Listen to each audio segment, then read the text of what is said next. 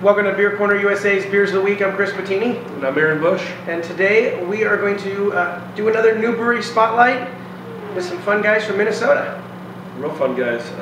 Fairly new to the state, probably the last 3 months here in Nebraska. And we've sold a lot of this beer, and for good right, good purpose. Right now, so far, they've offered us, I believe, 5 or 6 different 6-packs, and then a couple of fun beers that they've done at 750s.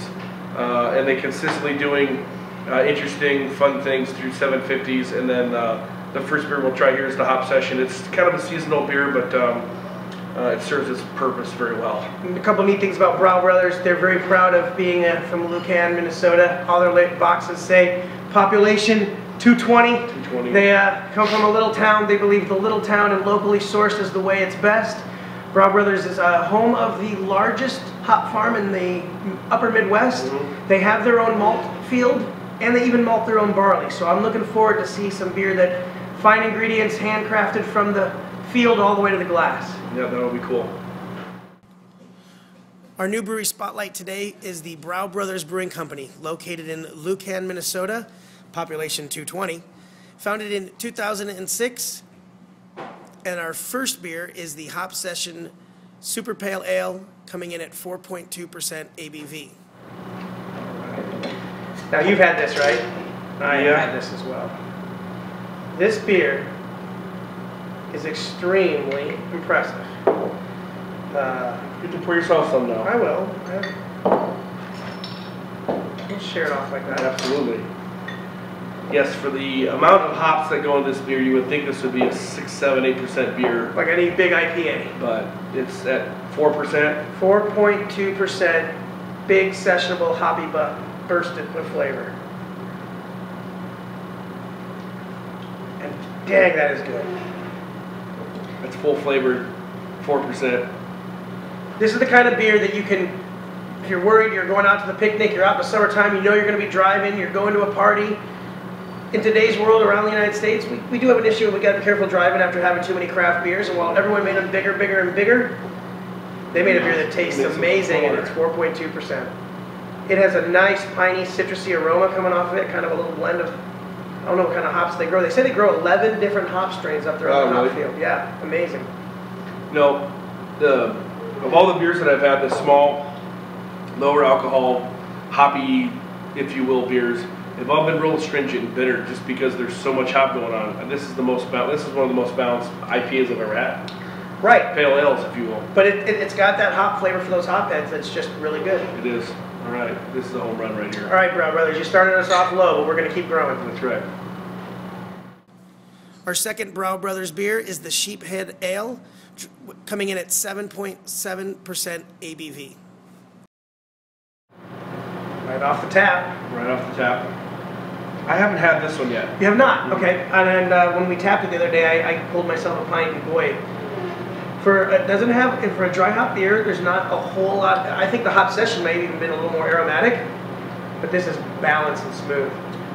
Yeah, this isn't quite as hoppy as the Hop Session was, but the balance is right. It's sweeter.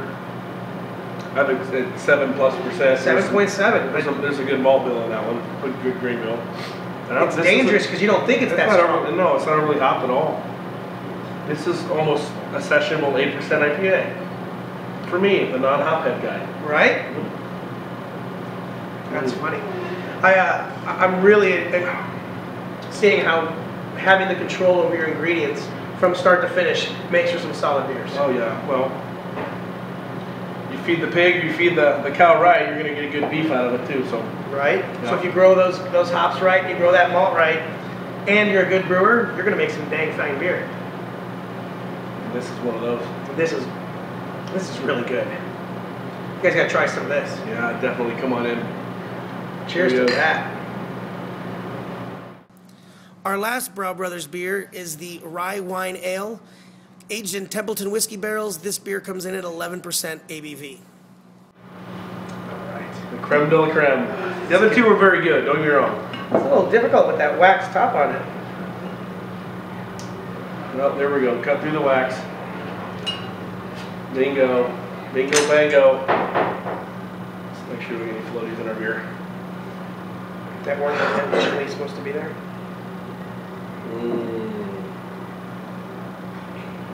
Perfect. Now, Chris and I have been fortunate enough to have this beer a few times before this.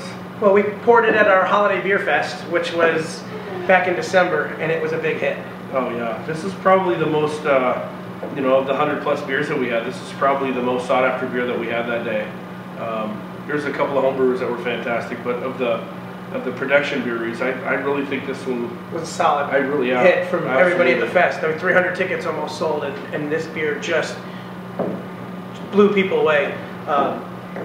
I'm not sure what kind of ale they're using, whether it's just in general a strong ale. Well, it's a rye wine. I think what they consider this was a rye barley wine.